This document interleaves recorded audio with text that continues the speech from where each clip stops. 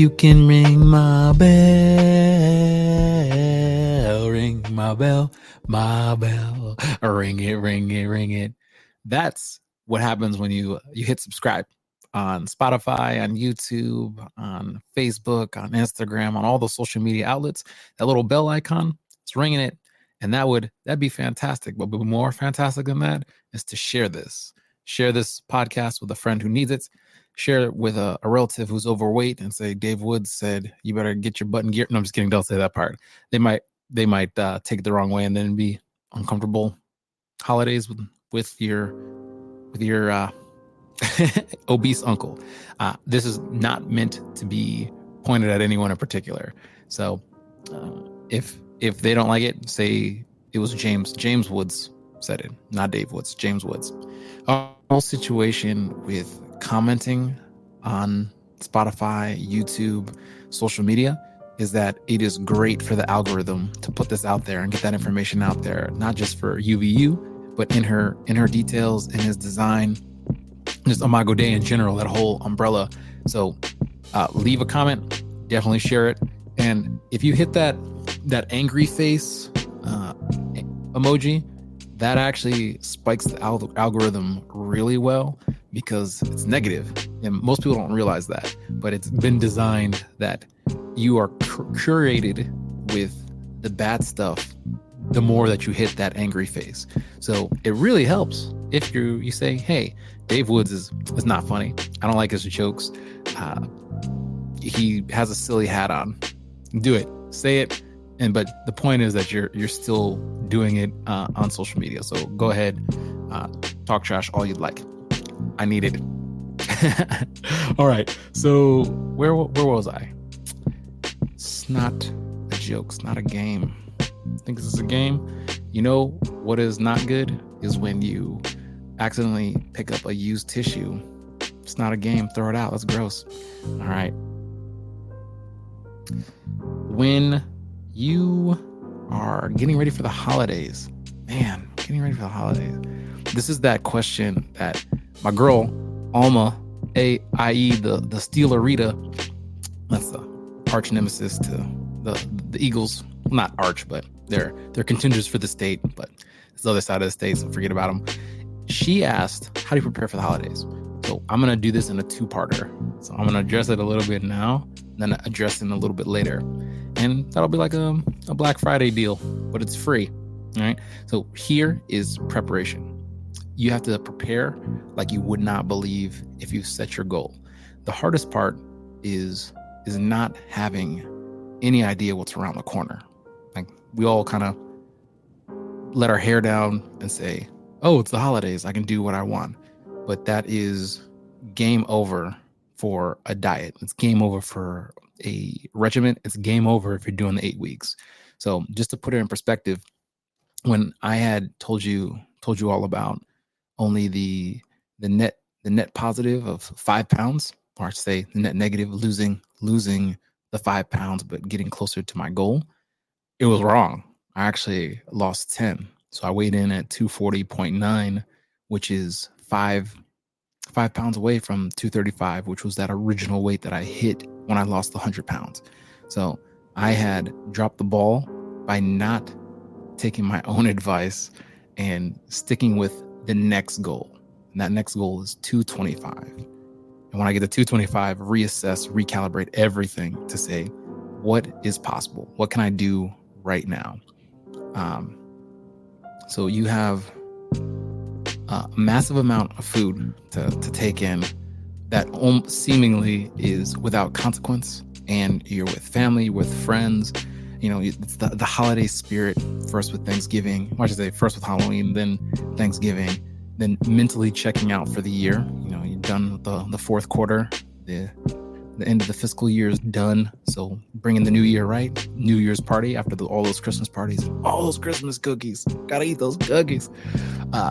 But that is game, set, match if you're doing 8 weeks. So my advice is to say, how badly do you want that goal? And then know what you're getting yourself into when those parties start happening. The secret to the success for not for thinking I just lost 5 pounds, but really it being 10 pounds was I started doing the OMAD. So that's 1 meal a day. 1 meal a day, still working out, still working, still unpacking, still doing everything, the daily demands of life. And I think the thing that I should have known was a little bit different was that the recomposition part, it felt great. And all of a sudden, it wasn't that hard to postpone the meal. So little aside, definitely started drinking coffee again. Right, that was the little touch of that was necessary for how strenuous and demanding it was. So for me, I'm actually pretty sensitive to caffeine. So I would get whatever the drink was, whatever. So I'm a caramel latte type of guy. Instead of the 3 shots or the 4 shots, I'd only ask for 1. Right, so still the big size, but without the extra rocket fuel, because I need to be able to sleep at night. And it's not a good routine to get in where you're like, oh, I'm gonna have coffee in the morning and then make sure I have alcohol at night. It's balancing those uppers and the downers. That's not good. That's not a good place to be, because that also affects your sleep, like how deep your sleep can get. And I'm a huge fan of dreams and a prolific dreamer, so that's really important to me to be able to have dreams, recall the dreams, and not just be shocked out of bed with the alarm clock goes off. So the routine would be the cutoff for coffee typically is 10 a.m. So the earlier, the better. That's when I would do it. So that awesome window of between 6 a.m. and 8 a.m. is fantastic, just in terms of me and how I live my life, to have that caffeine and then to be able to fall asleep naturally later at night. That's a sweet window. Let's see. The next thing was knowing that I was going to say the first meal would be 4 p.m., between 4 and 5 p.m., and just have that window. I don't want to make it too strict if you've never heard of OMAD, but it would be to have that one meal, that only meal, around dinner time. So if you want to have early dinner, say 4 or 5, stick with that. Or say, I'm going to have this full meal at dinner time and have the allowance for a snack, so your body's not coming at your kidneys aren't working and you're going to the bathroom all night, right? Getting up to go to the bathroom all night. So this is what worked for me, and because of that, given the whole circumstance, and I'm gonna assume that everyone who's listening to this had listened to the previous 2 episodes to know what I'm talking about for saying 8-week goal, and then not thinking that I hit the goal, and then weighing myself accurately and seeing that I had lost 10 pounds and not the 5 pounds that were projected. So, you know what? This is a free form storytelling, so I'll just take my time. In my estimation, the best way to really assess if a diet or a lifestyle, gym lifestyle is working for you is to test it for 6 to 8 weeks and take copious amounts of notes, and even record yourself how you feel after a workout or fasting or just pushing yourself, whatever the exercise is, because that's something you could say I can incorporate for the long term and not just reap the benefits of a short-term lifestyle shock and then gain the weight back. So the last one that I had done was to get back to that new standard of 235 pounds, because I gotten so messed up from last year, right? Visiting my man's wedding in Pittsburgh. That's for you, Alma. For my man's wedding in Pittsburgh, and then visiting my parents, and then hanging out with old friends, and then doing all the stuff that got me out of shape, or I should say, were major. The holiday again, right? So more so than ever, I have to have those parameters and say, okay, this is what I'm getting myself into. I already see on the calendar the parties that are stacked up, the events that are stacked up, the get-togethers that are stacked up. I know there's going to be traveling involved, right? All right. So then how can I prepare? How can I meal prep? Oh, am I doing one meal a day? Well, mentally prepare for that. Because when people say, oh, hey, have a cookie, have a donut, have some pizza, have whatever this caloric dense but not nutrient rich snack is, I'm gonna have to say no or walk away. And so there's no problem lying in that situation. I would easily just say, I just ate. Oh, I'm stuffed soon. Or someone else is gonna just ask. So that whole situation of knowing helps you not cave to whatever it is. And especially when you start to see the results, that's usually enough to walk away from the situation.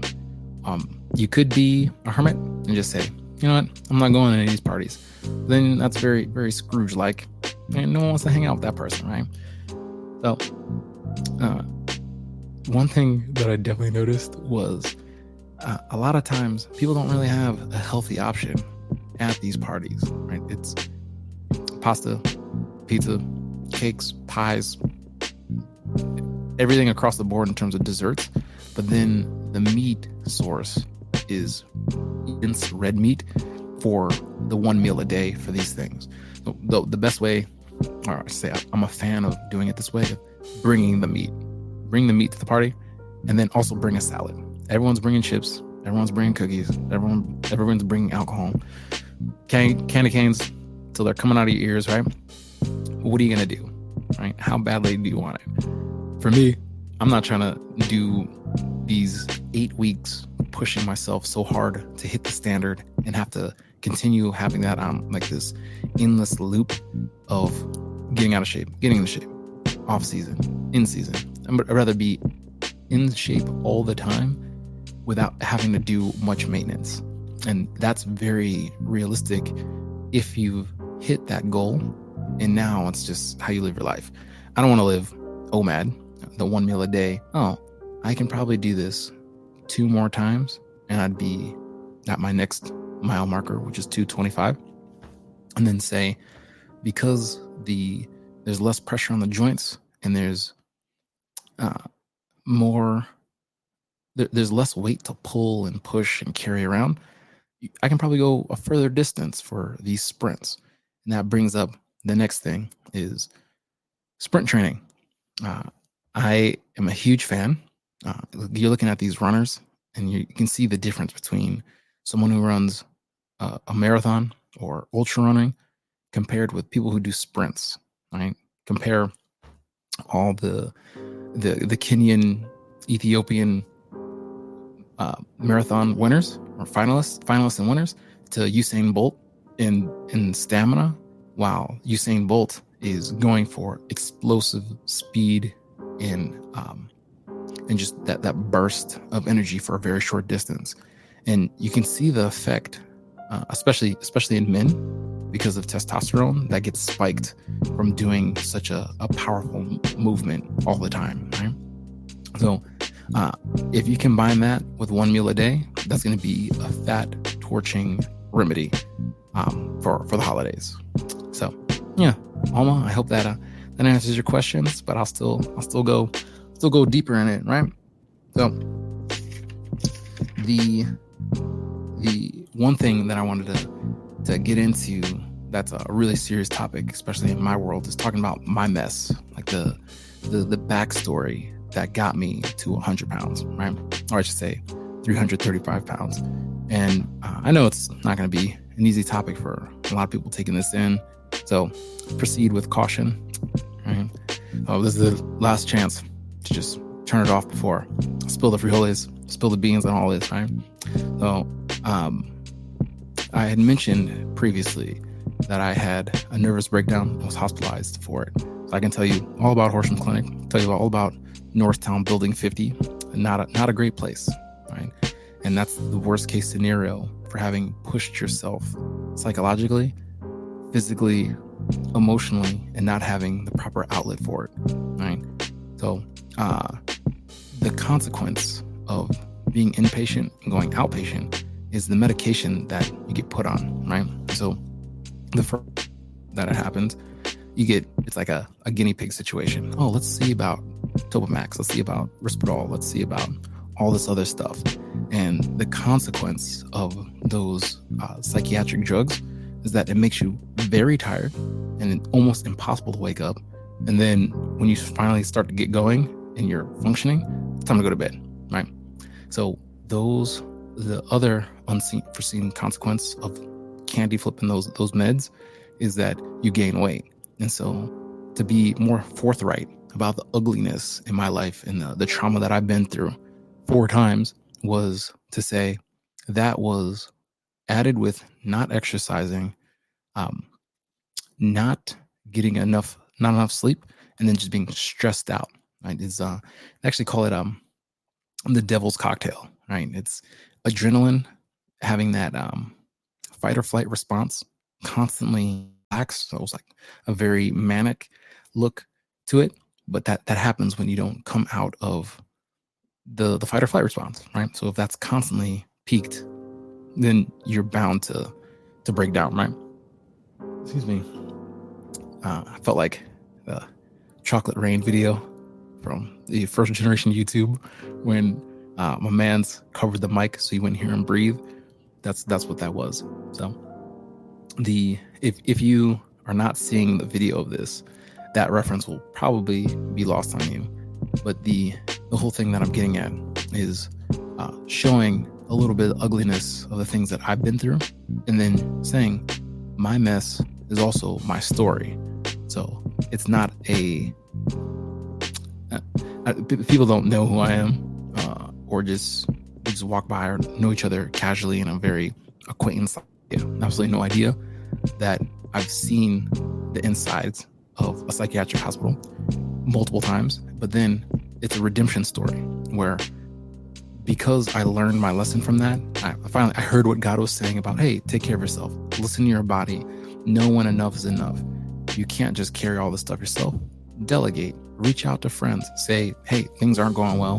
And just like an example from Brother Job, Old Testament, so all the friends need to do is just listen. They don't have to give their input. Just listen and sit in the muck and the mire with me while I unravel what led up to this, right? So, yeah, this is just one of those situations where to be more forthright and be more transparent about some of the ugliness from the past, I'll tell you right here. And if you want to talk about it, I'll gladly talk about it. If you don't, we can move to the next topic. But I figure any physical for any body type, any weight loss goal, whether it's 5 pounds, 15 pounds, 50 pounds, 100 pounds or more, this is that area of needing to address the past so you can learn a new way of doing things and go beyond what you thought was possible. And this is where that motivation comes in, because I know, especially on YouTube, when you see fitness motivation in the thumbnail and you see the before and after, you're like, oh, wow, the one person looks insanely in shape. They look like they won some bodybuilding competitions. They probably did. Or it doesn't even, I don't know if that's Photoshopped. Is that a real person, or is that a marble statue? Well, how do I get like that? Well, it's possible for anyone to look like that. But the level of dedication and discipline is what's going to be beyond what anyone else has done and what they're probably doing. And this is a little Easter egg for the future. When Alexandria comes on the show, she looks like that. She's like one of those people who had lost a ton of weight and looks like a cross-training dual athlete in their prime. And then you would have never have known what she looked like beforehand. So I can't wait to pick her brain on that. And I have a couple other guests that are stacked up for doing the podcast, who you're going to say, whoa, I can't believe this person made such a change. And all these things didn't happen overnight, right? So the whole thing to what is possible for the given circumstances and adjust and then learn along the way. So you grow. As you're growing, you're learning, because if you don't learn as you grow, you're bound to repeat it. And in my world, it happened 4 times. And I would not want this for anyone. So it's more of a thing to say, in those days, don't follow what I did. The younger, more immature, thinking I'm going to live forever, reckless way. But instead, I've learned from those very, very traumatic episodes to adjust, recalibrate. So this is the long haul. This is really the long haul. There's a consequence for doing it the fast way. That's why I don't ever recommend steroids to anyone. But instead, say slow and steady wins the race. Mm-hmm. That's a fable, Aesop's fable, that everyone can take to heart, because it's showing you something in terms of perseverance, in terms of grit, in terms of resilience that we can all apply to our lives. What I've seen is that sometimes you don't want to apply it. Instead, you're like, oh, I'm an outlier. I'm different than anyone else who came before me. And when you see any of these reels, especially reels, like, how long is a reel? A minute or less, typically, right? Somewhere like 15 seconds. That is what is equivalent to a selfie. Excuse me. A selfie that you take, and then you just make assumptions that the person was born like that. They're just genetic anomalies. Oh, they're gifted. They come from a family of superheroes. No. If you were to hear those podcasts, right now, I'll add my 2 pennies to the pot.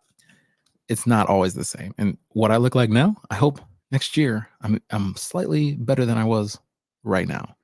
And the year after that, I hope I'm slightly better than that, right? And who knows? We look back in the archives 10 years from now, say we're, I don't know, 200 episodes deep. You'd be able to, oh man, this is why I'm so glad I brought notes. Oh, by the way, as you might notice, I'm here by myself. Alicia had stepped away, and Kike was busy with homework and work and family stuff. So I figured, oh yeah, I can talk by myself, which is not a problem. But the whole video aspect was what was new to the equation. So yeah, this is what you see is the studio in the background, and just what it's like when we're recording, and it's no edits, right? This is uncut, this is real. So we're just talking here. Well, all right. So the whole thing is, oh man, I just realized again about saying so. You know what? Leave a comment, mark it, keep a tally mark, and then make sure you say it in whatever episode I'm writing, how many times I said it. Right. The recap of going deeper is to paint the picture of the reality of a fitness journey. And yeah, there's not a fast way about it. This is going to be a long haul, and you're going to have to constantly remind yourself why you're doing it. The whole point of saying you versus you is the metaphor that hits me the most, in terms of saying there's the old version of myself trending to 235, and then has the next goal in mind when I hit 235. If I am coming in at 240 pounds and I push myself, especially when everyone's taking a break, there will be exponential gains set up for 2024, right? That's the whole testament of thinking that I only lost 5 pounds, and then said, oh, I hadn't been going to the gym like I'd been going to the gym. I changed what I was eating to just 1 meal a day, just for a short period. There's always the refueling part. And then doing sets of 50 push-ups and going for 10-minute walks every time I eat. Man, note to self, don't drink seltzer water before you record. The next is, once you go through, reassess, review the numbers, review how you felt, and then say, am I able to do this again? Even if I have to take 2 weeks off or a month off, just to reset my mind, reset my heart, reset my drive, let my body reset and recover. Or, you know what, that wasn't quite for me. Let's see if there's something else that I can do. If that's the case, go for it. And I'm a huge fan. That's why doing OMAD, one meal a day for 30 days leading up to Christmas, is going to be me pushing it pretty hard, right? I know not all body types or more, that might not be for you, because your body needs to match up to the push and the strain that you're about to go into. And so the healthy thing to do is to really be attuned to what's going on if you're just starting out and going extreme. Just to reiterate, I don't recommend that. What I would recommend is making that pattern of weight loss consistent and then pushing it. This is hardly a game, right? This is a serious situation, and everyone's circumstance is different. So if it's not a David Goggins situation, and I'm always going to mention him because that's arguably one of my top motivational speakers, let alone human beings, let alone icons of color that are living legends right now. He had lost 100 pounds in, was it 3 months or 4 months? It was definitely south of half of a year, but he had done it and was beyond extreme. So it was a form of OMAD. He had like this meager plate of like a chicken breast, a couple veggies, and like a scoop of rice. And he did that for those 3 months, those 3 or 4 months, and had lost 100 pounds. So that's not ideal if you're a doctor, a lawyer, a teacher. There's not too many professions that could handle that unless the person has extreme tunnel vision on what that goal is. And that's the thing that makes me most attracted to David Goggins and his style of perseverance. Is set on what that goal is, your body falls in line pretty quickly. It's that moment where when you don't listen, you get in trouble. That's why I'm telling the skeletons of my closet, right? Just airing it out. And you know what? Nothing to be ashamed of, because that's the reality of it. I didn't listen, got spanked, and then learned. And learning from it is how I wised up.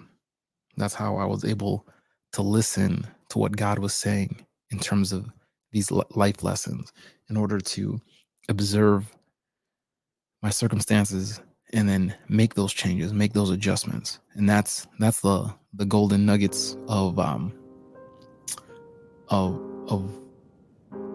getting wiser. It's applying that knowledge, and not just, oh, hey, I have a bunch of theory. Oh, I have a bunch of things that I think work, but then we become the craft.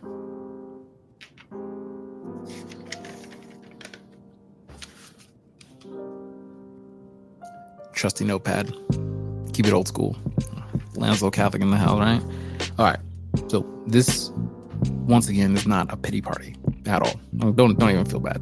But it's more of a, let me show you how to overcome. Right? We watch all these movies. Watch Rudy. Watch Rocky. Watch Creed. You see the stakes that are set.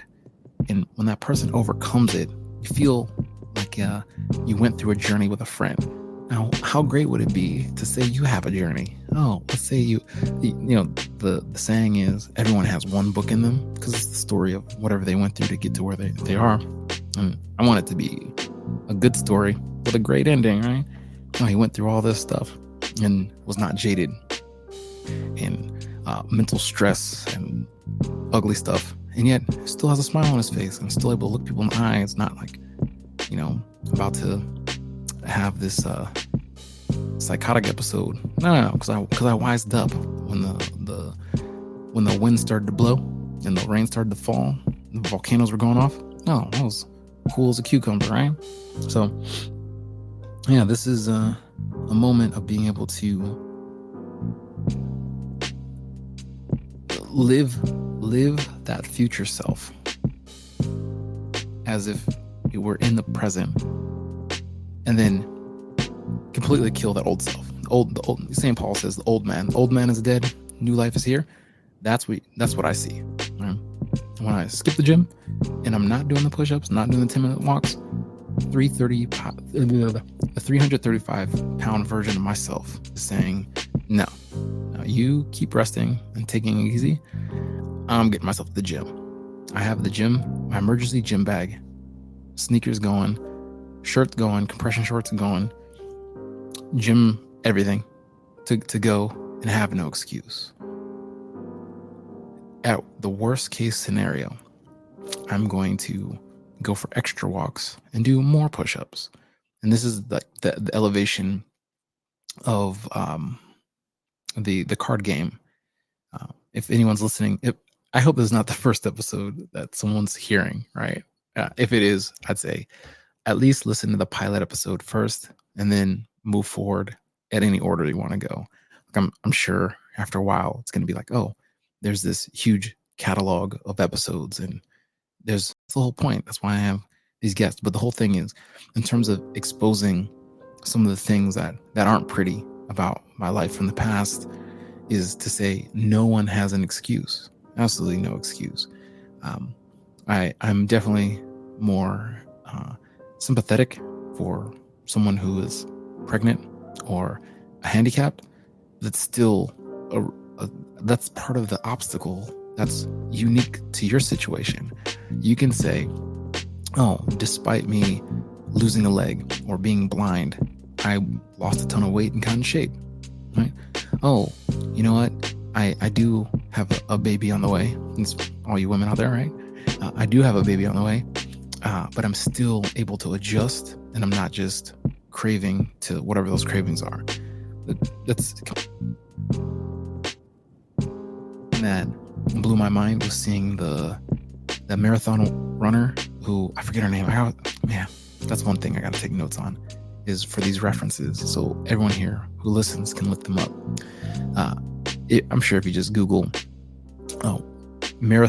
pregnant marathon runner Wonder Woman outfit, you can see this finalist who ran a marathon pregnant, all top it off in a Wonder Woman outfit. And it's incredible because that's the story of someone who didn't use a very legitimate excuse and then still outperformed a bunch of other people, right?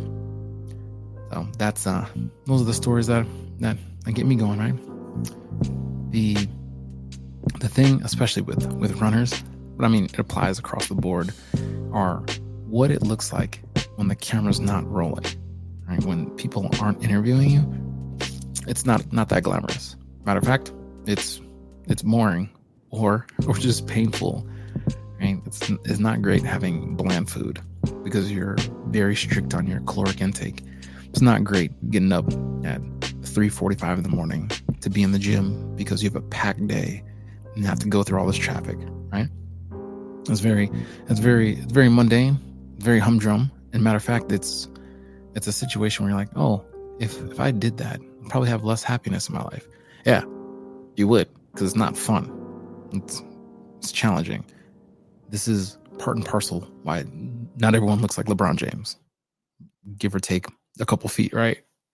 No, there's a level of push and drive and self-motivation that is tuned in on what that goal looks like and refuses to settle for less.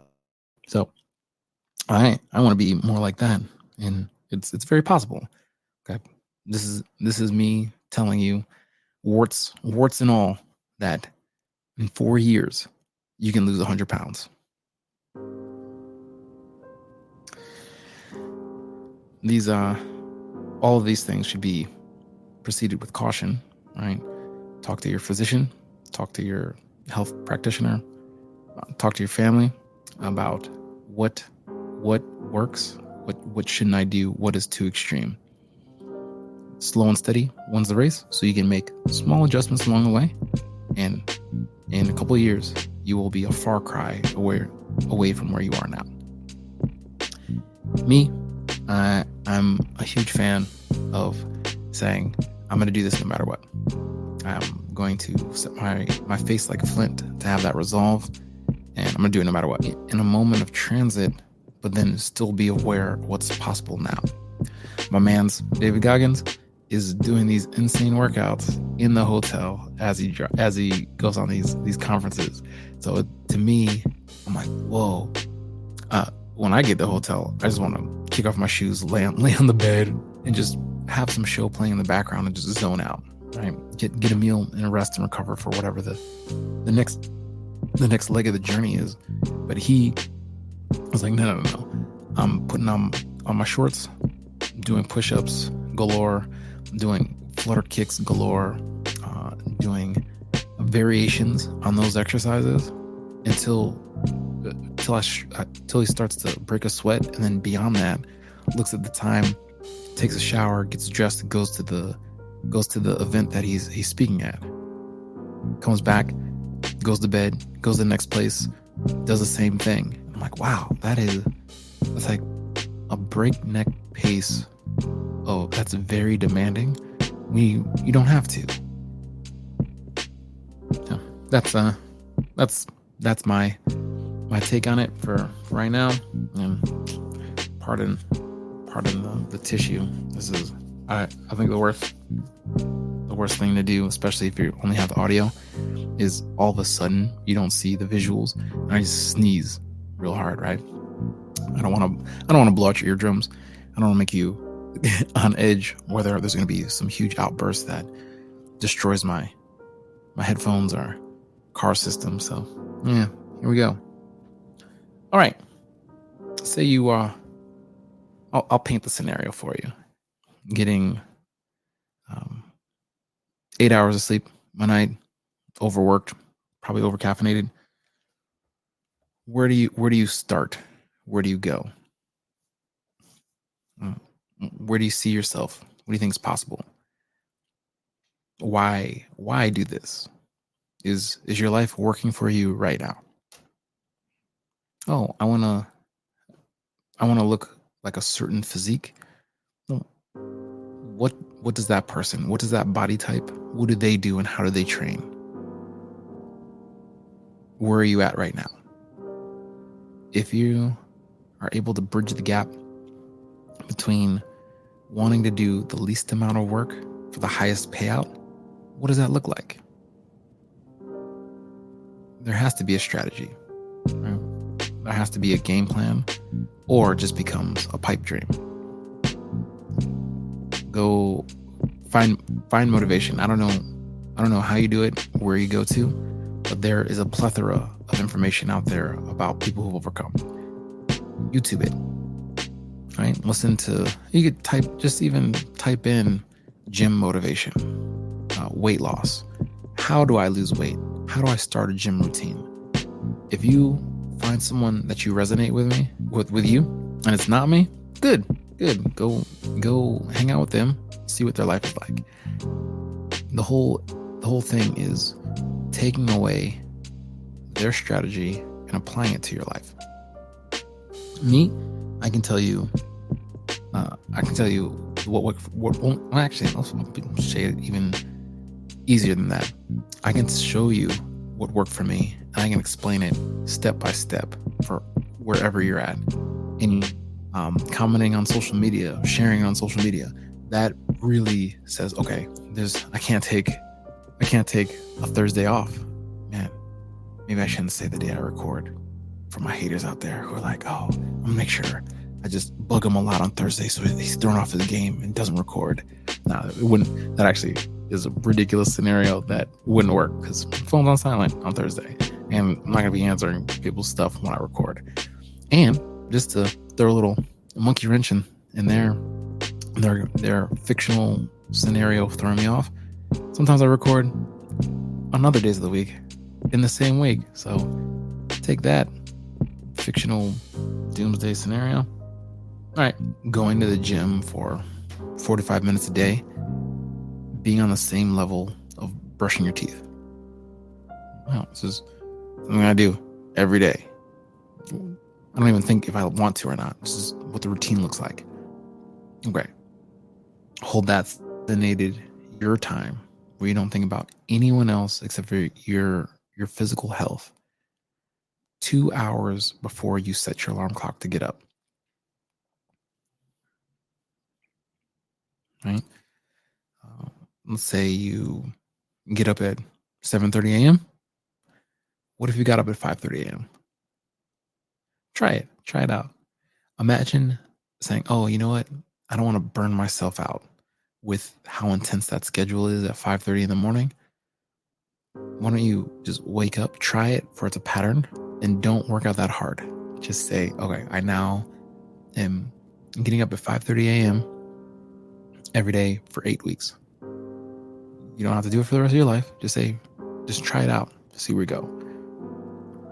I'm willing to bet on week 3, you try harder than you were doing before. We'll say instead of going at a jog, instead of going at a walking pace, you go at a jog for even when it comes to the weights.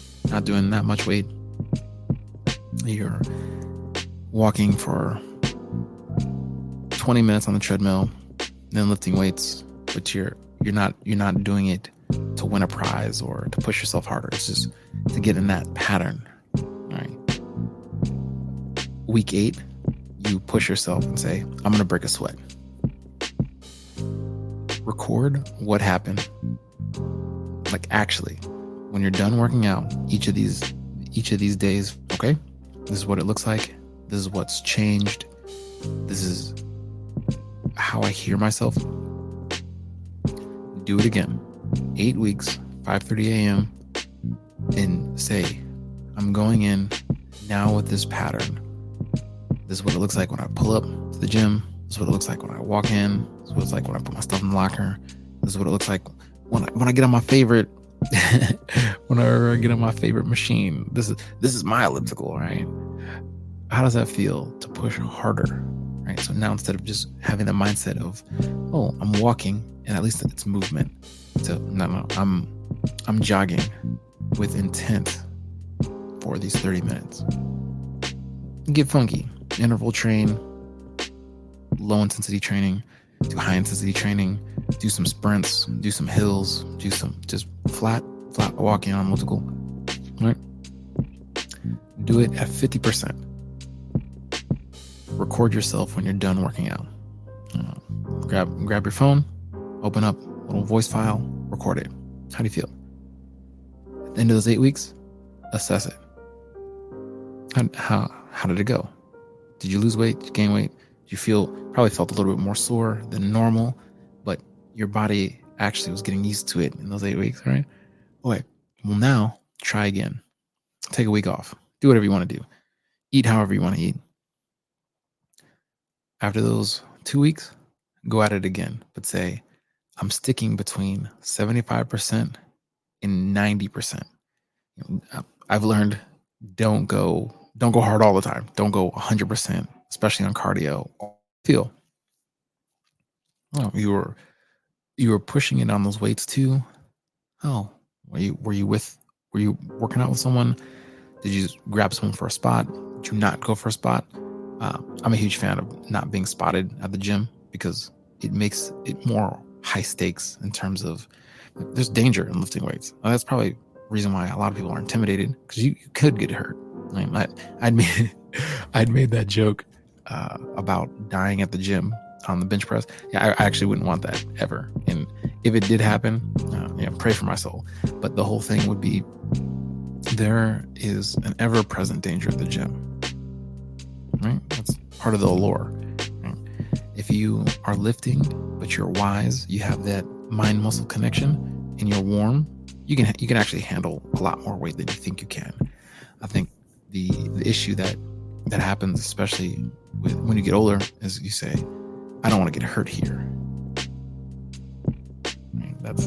It brings a smile to my face, because if you know what you're doing and you've been doing it for a regular amount of time, you should listen if your body's creaking or get strained, you probably just need to fix that imbalance, right? Maybe it's your posture, like turning your neck like this, right? Whatever the case is, if there's a more dominant side, well, train that other side a little bit more, warm up to get that connection, and then push it.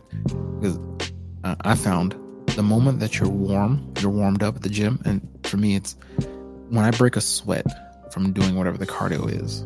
When I stretch and my heart rate's up, I can handle a lot. My knees don't crack, my hips don't crack, my back doesn't crack. But if I go in cold, that's when the air of still thinking you can do with the stuff you did in high school. I'm 37. I can't do that. Nobody got time for that. I'm trying to take a couple weeks off because I was in the headspace of an 18-year-old. No, far from it. Oh wow, almost 20 years ago. Right? Here I am, finishing the sparkling soda water that I said I wouldn't drink. Here I am. Yeah, life, the duality of life. Right? I'm a hypocrite sometimes. Now, there's always space for something delicious that bears little constants. There's gonna be sugar in it. Serving size 8.4 fluid ounces. That's what this looks like. Fluid ounces, right? 90 calories. There's 15 milligrams of sodium, which is only 1% of the daily value that the average person takes in. 21 grams of carbohydrates.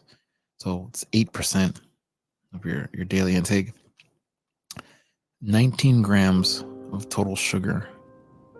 That's problematic. There's vitamin C, niacin, vitamin B6. Okay, let's see the fine print. Citric acid, natural flavor, clarified clementine juice, so it's heavy on the citrus side. Gum arabic, acerola juice concentrate, beta carotene. All right, man, this is not good. All right, so having reassessed this, I can see why it's so delicious, right? But this is not something that I would be taking in regularly. Not only because it's 90 calories in a drink, but there's a ton of sugar in it. 19 grams of sugar that might be the average day worth for healthy living. 20 grams. I don't have the stripes to talk about having done the no sugar. Was that a whole 30? But I can tell you this: 20 grams is a ton of sugar. But compared to the average person's diet, this is nothing new under the sun. Right? This is a little bit less than half of a soda, high fructose corn syrup, which I think is the devil. Don't avoid it at all costs, or at least as much as you can. And the benefit of drinking this does not quite match up if you're watching your macros. So if you're going into deficit, calories in need to be less than calories burned, you could afford this on a cheat day. Right? I need to express once again, when it comes to drinking your own calories, or at least say drinking your own calories, if you want to keep it as low as possible. So it's mostly water, it's tea, kombucha, from fermented tea. But then watching not just how many calories are in it, but how much sugar is in it, right? So imagine that's your new status quo, 20 grams of sugar. You would only be able to afford 1 gram of sugar after drinking one of these in 24 hours, right? And that's, brace yourself. It's not fun, but it's not about the fun part. It's about what you're able to do in 8 weeks. You can find a great alternative, and one of the most readily available one is some hot water, a little bit of salt. That's a little healthy tonic right there. and is great for actually hydrating yourself, right? If you drink only water, you're bound to just strip out all the salt that's in your system, and that leads to ashiness, dry skin, chapped lips, not your skin not being able to recover as well as possible from if you get a scrape or an injury, right? And so, the first year into losing weight, I didn't know that. So I was dehydrated a ton and started to have pain in the back. Didn't realize it was the kidneys saying, "Help, don't do this. This is painful," right? So the equilibrium being set of saying, how do I stay hydrated and not get dehydrated, might have to do with the stuff that you're taking in for your consideration.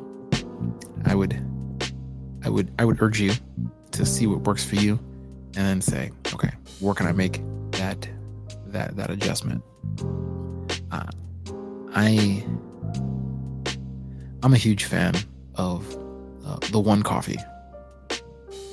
So you can put your parameters down a bit with that because it's your caffeine fix, like a little bit of a dopamine boost, little shot of happiness, but not do the whipped cream, not do the seasonal blah blah blah all the time. Right? Go for it. You don't have to be an extremist. You can have it, say once. I know it's fall when all that pumpkin stuff comes out. And then have one if that's what you're into. This is where you're gonna push. So with dessert, instead of having dessert at every meal, have dessert once a meal or once a day. If you're learning that new habit of not eating dessert at every meal, skip certain days where you don't have any dessert. And half of it is just saying no when people offer it to you, right? And the person, in my experience, has never just offered once. This is actually what they were talking about in the DARE program, right? Like, just say no, just say no, just say no. Well, the reality is you all of a sudden become the center of attention when you say no, because people just aren't used to hearing it. But there's power in saying no. And half that power is from knowing why you're saying, right? Well, if I'm going to always go back to this, if people question you, you can say, Dave Woods said I should say no. He'd probably say you're going to peer pressure me into doing this, which is true, is what's going on right now. And he's not a huge fan of you trying to pressure him and pressure you into doing these sabotage techniques for whatever you're going for in the gym. That's up to you. Okay. That was a lot to take in. Just let that mellow. I look at my notes. I don't think I've ever talked about the marshmallow experiment. If I did, brace yourself, you're gonna hear it again. The study goes that there was a test of willpower. I wanted to see it. Is there a correlation between the willpower that you have as a kid?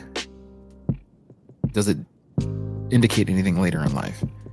So they get a bunch of kids. I think they're, I don't know, between 6 and 8 years old, and they bring them into a room and they say, here's the deal, I can give you one marshmallow now, you can have it, or if you wait 10 minutes, I'll give you a whole bag of these marshmallows. Those are the terms and conditions. Here you go. They leave them in the room and they have the marshmallow. Experiment is now over. Oh, hey, where's more marshmallows? No, you don't get those marshmallows. Though the bag of marshmallows is for those who can wait the 10 minutes to have it. They look at the kids that were able to survive the 10 minutes of the marshmallow in front of them, and those kids came up with multiple ways to not be fixated on the marshmallow. Some put their heads down, some covered their eyes, some turned around, right? They turned the chair around or counting the tiles on the ceiling for the 10 minutes.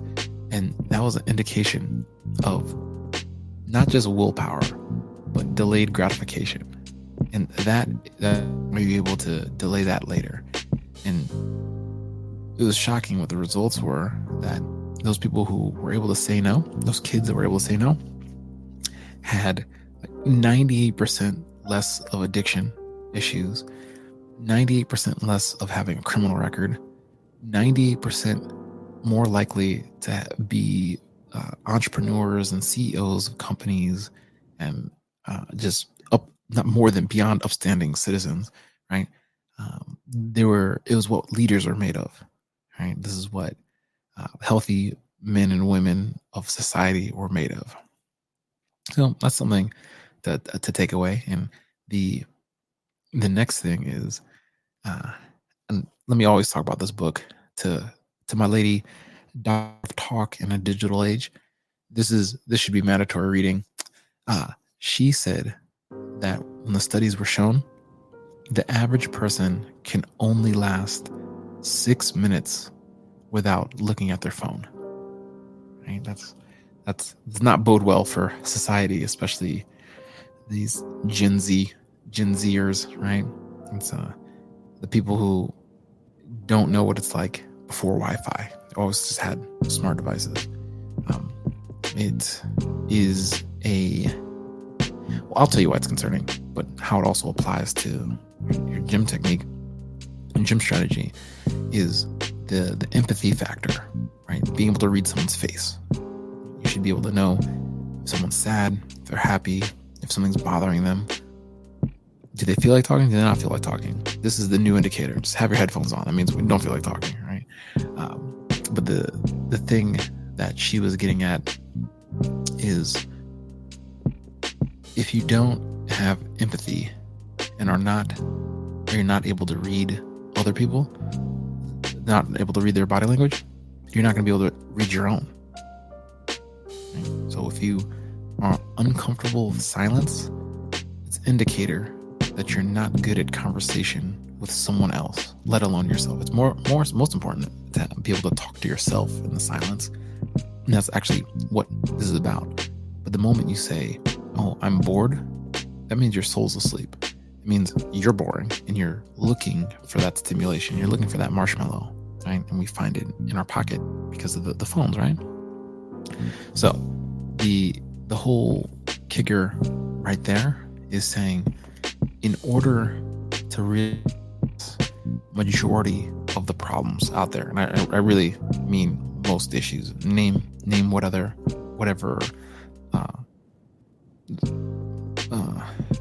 what's the word I'm looking for? Just blanked. Name whatever domain there's a problem in.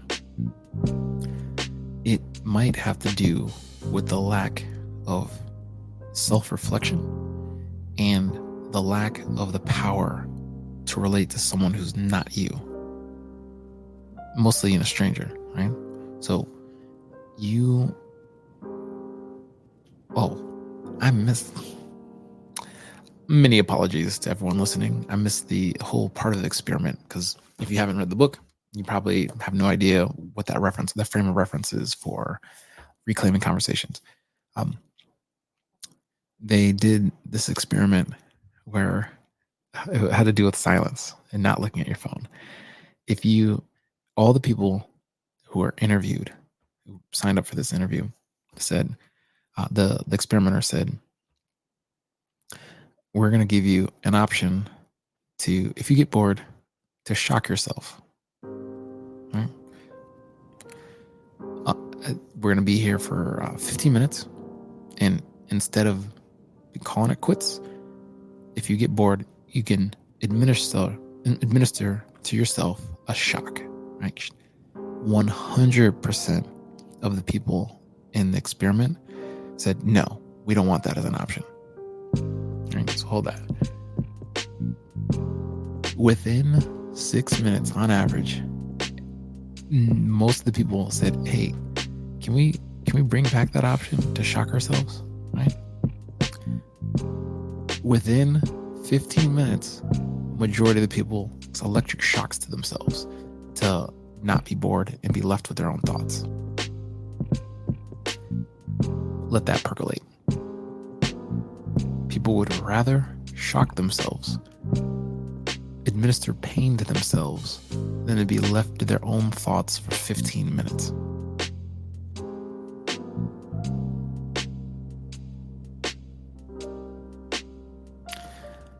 You take both those experiments to heart. The marshmallow delayed gratification, and then the being alone with your own thoughts. Put them together. What do you got? Bippity boppity boop. In terms of just being able to empathize, it would behoove all of us to listen to our own thoughts in the quiet so that we can walk through the things that are not great, but then go wherever our mind takes us. As a friend of Jesus, as a believer, you could spend that time praying, asking God about those areas that come up. Oh man, why did this person from my past just come into my mind? Right? Oh, what's your last impression? What do you think of them? How are they doing? Right? Instead of reaching to your phone to text or call them, ask God about it. Ask the Holy Spirit. Ask your guardian angel. I think majority of us probably don't hang out with our guardian angel much. Your guardian angel has waited for you since the foundation of time just to hang out, right? It's a ministering angel. Ask the guardian angel about the person that came to mind. Oh, hey, angel, thank you for always being here. And ask Jesus what inspired that thought of that person, and the helps in conversation. It helps get to the heart of matters. And it also helps you be authentic with people. Me telling you about 4 extremely traumatic moments of having a nervous breakdown, they didn't just come out of nowhere. It's because I didn't have the tools to do analysis, self-analysis on myself, to see where I went wrong and then what it led to within those circumstances, right? Up until recently, something I never talked about. The way the older generations didn't talk about war, that's how I talked about being hospitalized, right? But then doing that self-reflection said, you know what? Let me just air out some of the stuff that's not pretty. And it is true. There is a taboo nature about talking about psychiatric breakdowns, but the whole thing is because people don't talk about it. The more we talk about it, the more it becomes something that is able to be addressed as a wound, but then the wound can heal, and then you can move forward, and then you can overcome it, and then talk about it, right? Like, there's a reason why I can tell you about it and I don't start crying, right? There's a reason why I can tell you about it and I don't feel any shamed, right? The shame is that I didn't learn the first time, or the second time, or the third time, right? That's where that was on me, right? So the whole situation goes like this. If you're able to see the benefit and the sacrifice and not caving to instant gratification, you'll have this monstrous payout in the end. Like those are exponential gains right there. 5 years ago, weighing 335, I would not have even fathomed having a podcast about the gym. I probably would have said, oh yeah, I can tell you about lifting heavy, dirty bulk, right? Well, this wasn't a dirty bulk. It was just eating whatever I want and also lifting heavy. But this type of learning about myself has had the unseen consequence of wanting to be a better person, right? I had mentioned before that I never knew my biological father, and as a boy, I was like, okay, well, I didn't grasp the impact that, but then it was, oh, how do I become, what's the ideal man to me, right? Now, let me see what my friends are doing. I'm gonna emulate that. Well, what do I see on TV? What's the music that I listen to? I want to be like them, right? Then having good mentors and saying, oh, I've got counsel there. That's how I can apply it to my life. one day I hope to be a married man, a father. I have enough right now. Then lo and behold, Catalina's here. I'm like, whoa, that happened sooner than I expected. Oh, wait a second, I'm not married. Oh, well, good thing people have been having kids since Adam and Eve. And so it's not anything new under the sun being a parent. But the whole scenario of what that means has a lot of death to self, a lot of self-sacrificing for the life and good of this new being who was not here without your help, right? And so that was intense. Actually, I would say it was the most intense thing that had ever happened in terms of life experience. But then it was also a huge relief in terms of the reality of it. What I mean is, being a parent it's kind of like just turning on a light switch, right? It's not saying I know everything. I'm not the best parent. I'm not the perfect parent or anything. This was the moment of saying stand or fall, sink or swim. All right. For me, I was like, it wasn't even a thing. That's why you see me acting silly cutting the umbilical cord of baby girl, because I'm like, oh yeah, this had that extra layer of scare, that extra layer of crisis, right? I mean, coming out of that helped everyone bond, right? It's part of their story. So now it's saying, okay, where if I could go back, no, I don't like that question. It'd be, if I knew the circumstances of November 2023, how can I prepare for the future and the next thing that happens, right? No, especially if it's something physical. I'm like, oh, I'm ready for it. I can only imagine what curveball is going to come my way, but I'll have the headspace to say, this is what I've been through already. This is what I'm doing currently. Oh, this is just one more road to cross. Big shout out to my man DMX, rest in peace. The whole thing now is saying the learning that happens when you say no, you have boundaries, you put up the parameters about how you're going to live your life. That's the goodness of growing because you're standing for something.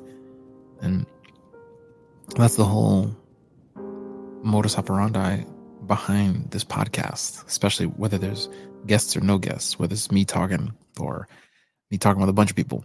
It's coming to a point where you say, something's got to give. I'm fed up with how this is, and I know it can be different. What does David Goggins have that I don't have? Let me hear a story. Whoa, can't hurt me. I can't believe that story. Never finished. How's there a follow-up? Well, of course there's a follow-up. This guy didn't just, it's not a one-hit wonder with overcoming issues, right? I swear by that book. So maybe, that's an idea for the next podcast, is come up with some book recommendations that y'all can check out. And right now, I definitely would say Can't Hurt Me, Never Finished, and then from Dr. Food for Thought to take in and apply to your life. I think just off the top of the dome, say As a Man Thinketh. Go check that out. And The Power of Habit. That's a good one. Then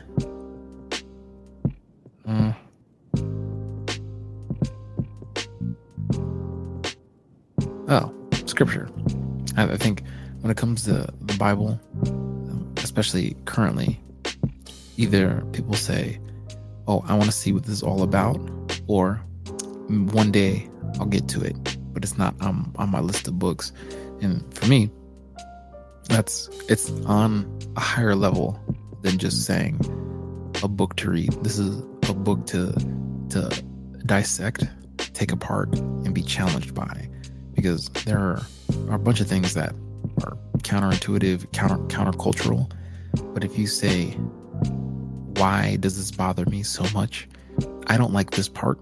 That's probably a better reason to look at it.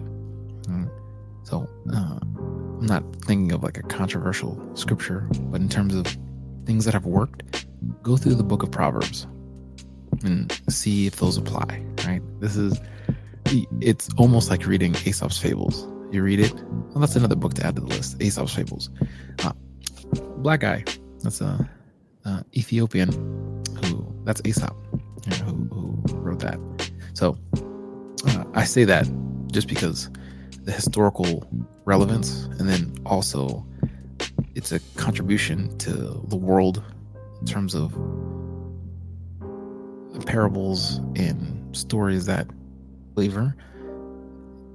The book of Proverbs is something that you can sit down and have a good time with, and not be like, oh, you know what? I don't care what the scriptures say because I have whatever preconceived notions about it. I'd say, try it, read it. It's only 31 chapters, and it's not like today's standard chapter. Right? A chapter might only be 30 verses. Like that's like one page of a book. So yeah, that's on my to-do list, is to make a journal entry just through the book of Proverbs and saying ones I liked, ones I didn't like, why. Oh, who did this remind me of? Does it remind me of myself? Does it remind me of a neighbor? Does it remind me of an ex? Does it remind me of my parents, grandparents, whatever it would be, right? And just have that as the quiet time of talking with God and being challenged by His Word. I think you'll have to see it for yourself. If you're incredulous, go see for yourself. If you don't like it, that's the one you can say, Dave Woods made a bad recommendation. I don't think it's funny when he says James Woods. They look nothing alike. Or do we? Okay, so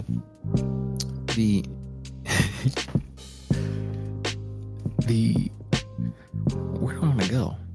I think this was a self-revelatory moment of saying how to have a conversation to an invisible audience without having a guest speaker.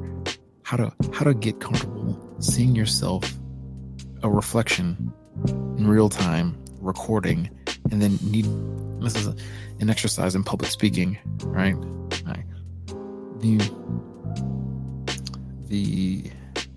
Oh man, I hope you're listening to this all the way through, because you're going to be referenced a bunch of times. Thank you for leaving that question. The grand scheme of things is the key thing to hold on to for your question. What is going on for Thanksgiving? Well, let's back up. For Halloween, Thanksgiving, Christmas, New Year's Eve, Valentine's Day.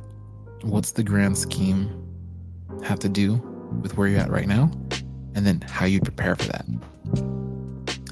If you know that the hours of the gym change, take that into consideration. If you know you have the most energy in the morning and like to work out then you probably delay it later on. It should be stacked in your favor to go to the gym early and not go later. If you know you feel much better about yourself because you went to the gym and then you're drinking 5 Izzies, right? That'd be much better than having the desire to go, knowing that you should go, not doing it, and then having endless Izzies, right? So that's what I gotta say on it. I don't think the topic is exhausted at all. Yeah, so I'll just keep going with these notes. A little stream of conscience moment right now. The timer is 1 hour, 21 minutes of speaking.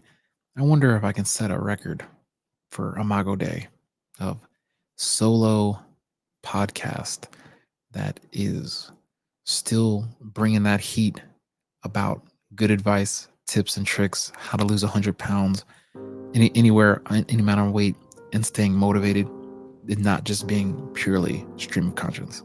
Well, I guess you can can say, "I'll try and beat that." But no, it's not a challenge. It's you versus you. It's you versus you. But speaking of which, just in case this is your first episode,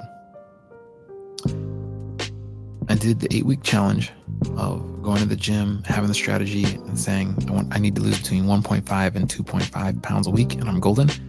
And then I thought I had only lost 5 pounds because I didn't weigh myself because there was a little bit of delay because of a move.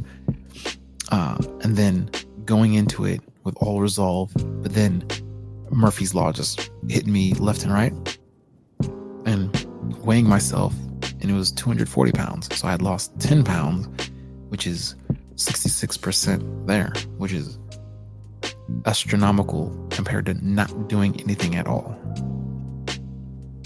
That, my friends, is the whole point of saying your old self of default mode not doing anything versus you having a plan, plotted a course of action, and then are getting after it and are living it for 8 weeks.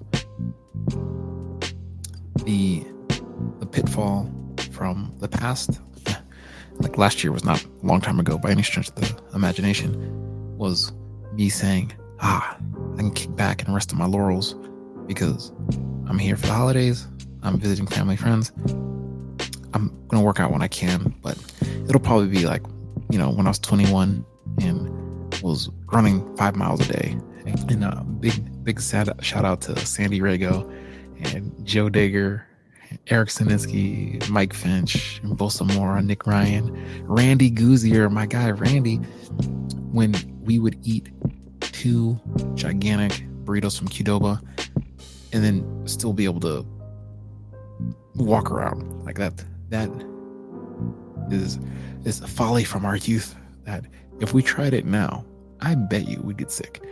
I have a feeling, one, I would throw up. Not on purpose. I'd be so bloated with the goodness that I would not be able to handle it from sheer force of not being able to contain it anymore. But then also, I have to look up to see if they're still in business. I hope they are because that place is near and dear to my heart. But I digress. I digress pretty dangerously. Okay, you versus you. Your old self is constantly waiting, and it's making gentle suggestions to just take it easy. What's your new self say?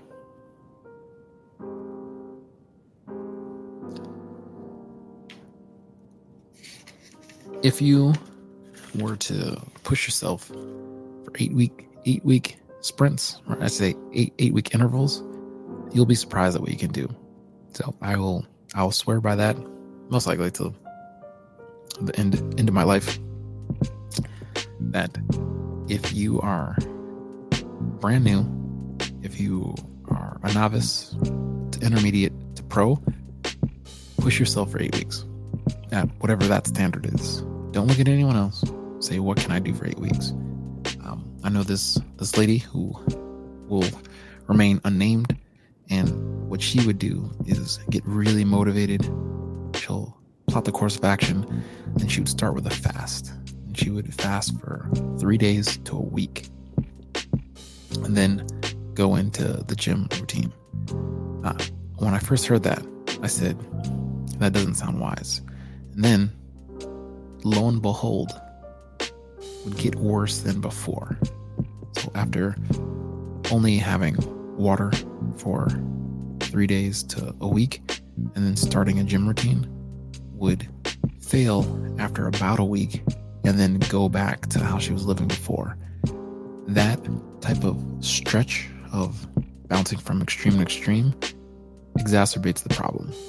So my little fix would say to fast. Definitely fast going into it, just to reset your body for what you were to do. It'll help clear not just you physically, but mentally empty yourself out in terms of being prepared for what you're about to get into. One thing that people don't realize about fasting is that you need to reset almost immediately because your body just, I don't want to say warble. I don't think warble is the right word. Your body needs to be refueled and reset for the demands that are going to be coming up. And if you skip that, it'll just be a gorge fest, right? It'll be a cheat day, which will set you back. So one thing that I love to do is have an acai bowl. I know not everyone lives in California, so it'll be a little bit of a delicacy in some places that are not having high demand for super nutrient dense food from the Amazon, right? But they definitely have frozen acai at grocery stores. I've seen them back in Philly, right? So the whole thing is to set the gut right. You clear it out by fasting, but then you help it to heal and recalibrate for the new demands. So that means refueling, rehydrating. Acai bowl, mango, dates. Dates are great for setting the bowels, right? For help heal the skin, for help you just be able to absorb the nutrients that your body craves. And then say, okay, here it goes from the physical to the mental. The mental is, I've now set it up to be able to handle 8 weeks. Go for it. If you are new to this, do your research, right? I will pontificate about these aspects, but without having done some serious brainstorming about aspects that I haven't touched yet, I'd say always err on the safe side of doing the research. Like, oh, you heard this idea, research it, see what the internet has said, go to the library, get a book on it. If you don't want to do that, download the Audible. If you don't want to do that, I should say do all of those things and then talk to someone who did it. Ask them what their experience is. Or two about fasting, right? So talk with someone who's done it and see if there's what's the benefit. Play the devil's advocate. What are the pros and cons of fasting? If you're using it for a physical endeavor, do the research and hear from all different sorts of people about it, and then try it yourself. Right? 1 day of fasting is not gonna hurt you. Right? I don't recommend 7 days unless you're doing some like super stringent liver detox and kidney flush. But the whole thing is not to fall into the trap of zeal without knowledge. Right? Zeal without knowledge is not good, and he who acts hastily falls into trouble. You don't want to be that person who falls into trouble. New Year's resolutions are coming up. Right? So what do you want? Do you want to learn a new skill? You want to learn how to get your Bruce Lee on and learn the nunchucks so you can be you can show that flair, and coordination. Actually, it really helps with reflexes too. No, well, say I want to learn nunchucks. Write it down. Tell a friend. Get some nunchucks. Make some nunchucks if you have to. Right? Look up some YouTube videos. That's actually how I did it. Looked at some YouTube videos and just started practicing for 10 minutes a day. Right? What was great about that was Chinatown's right here, right? When I got they call them the baby chucks, right? It's nunchucks that have padding on them, so you don't hurt yourself with either the wood or the metal ones that are the professional ones for people who practice martial arts. You get the baby chucks. Just doing the warm-ups, and it focuses you purposely, because if you mess up, you get hurt, right? You're not going to be able to do that and type a text message. Right? Hit yourself in the eye. Hey, you'll lose an eye. Or if you're a guy, it'll be worse, right? You hit the wrong place, might need that later. So the whole thing that I'm getting at is that practice of you have something that is potentially dangerous that goes where you point it, right? You hold the nunchuck, it goes where your thumb is pointing. You have 3 points of contact.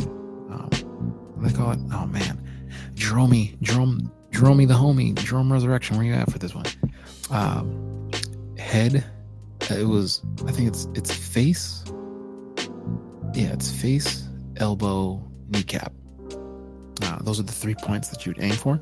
And so you'd say, if you do a slash movement, head, right? But you want to visualize where the head is, throw it that way. If you're going for the elbow, aim for the elbow. Going for the knee, right? Those are very precise points. All those movements, whether you're going left to right, slashing up, or cutting down, or slashing up, those are the points that you'd be aiming for. It makes you concentrate to be accurate for where that strike is, right? That applies to just learning a new skill. First, you might not have ever thought about learning the nunchucks. That's fine. But it'd be something that is different. Say, I want to learn the nunchucks. No, do you have nunchucks? Go get some. Don't know first thing about nunchucks besides Bruce Lee? Oh, watch some YouTube videos. Oh, learn a little bit about the history of the nunchucks, and you'll see over time there's some growth in learning. And now you're like, oh, I'm probably not gonna be able to defend my house if someone breaks in. But after a while, even with baby chucks, you would be able to defend yourself if someone came in. And what's really dope about baby nunchucks, they look real. So if you're flipping them all around, you're making them whistle, right? Someone comes in your house, they're probably gonna turn tail and get out of there. You've been practicing head, elbow, knee. You get hit, even with a baby nunchuck, that person's probably gonna change their demeanor. And if you have been practicing, we'll say even just for 2 months, 20 minutes a day, you've sectioned out that time where you're going to do it.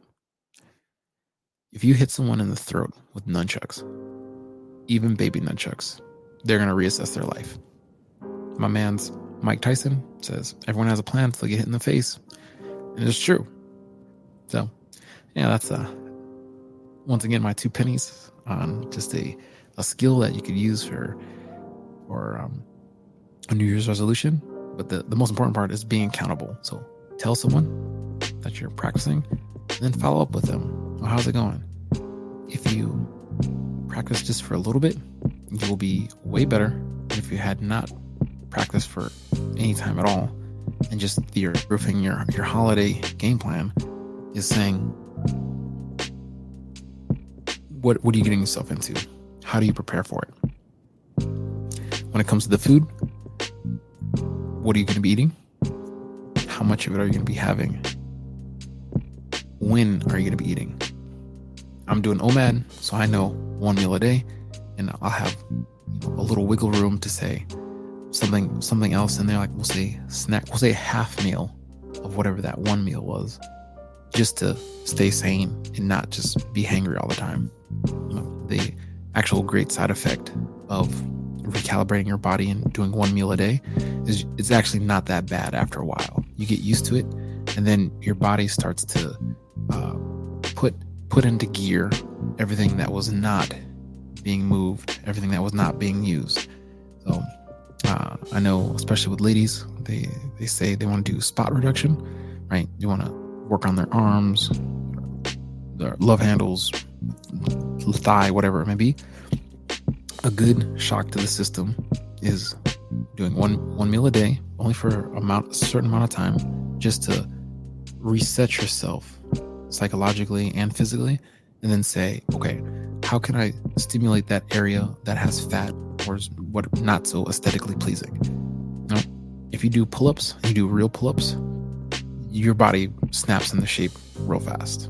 If that's the area you don't like, well, all of a sudden you're holding your body weight, and then moving through that range of motion. That's an area that was not being moved. That's why there's fat there, right? It's the areas that are heavier. That's where the fat stores are, and that ranges from whatever your genetic makeup is. But if you want to have that bang for the buck, try saying, "Oh, I want to work up to a pull-up, but in 8 weeks, I want to be able to do more than what I was able to do the first day at the gym, right? And you're probably talking to the wrong guy about this because I'm a huge fan of pull-ups, is instead of doing the pull-up assist, do it with bands. You buy those elastic bands, right? A lot of times you see ladies, they wrap their knees with it and they're doing the side shuffle, right? Or just, I think they're even called booty bands, right? I didn't come up with that title, so don't get mad at me. Get mad at James. They have larger bands than that you can wrap around the handle, and then you slip your knees in, and that's the pull-up assist on the real pull. But the reason why I'm a fan of that is because it's the most realistic in terms of the real life application of what muscles get used and how to use them. Right? So we just went over the food situation. Do you know what you're eating? Prepare for it. Do you know what food's going to be present when you show up? You can bring your own food. Right? Provide it as a plate for everyone else to eat. Right? When are you eating? Are there parameters around it? You're not doing the OMAD diet, then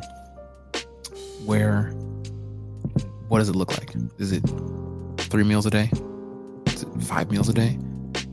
Do you know what you're eating? Are you keeping track of calories? You don't have to be stringent about it. What's the range of calories? Not every sport's the same. Not every exercise is the same. This goes back to the track, a Usain Bolt versus someone who's a marathon runner. Those caloric needs are not the same. All right. The next we'll handle the mentally prepared. Do you have your goal? Do you have that vision? Do you have that vision board? Did you write it out? Okay. If you did, what's the plan? You have set the timer for 8 weeks. What are you able to handle in 8 weeks? What's your motivation? Who inspires you? It can be anyone. I recommend at least 2 people that inspire you. Say it's there's always this guy at the gym who has the physique that I wanna have. I don't really know this person. Well, ask them what their workout is. How do they sleep? How do they recover? What do they eat? What do they do? Where are they at in their journey? Right? It doesn't have to be some weird thing. Right? It's not like a flirtatious thing. It's like saying, hey, whoa, I admire what you're doing, man. Where do I start? Where do you begin? How do I implement that in my world? Okay.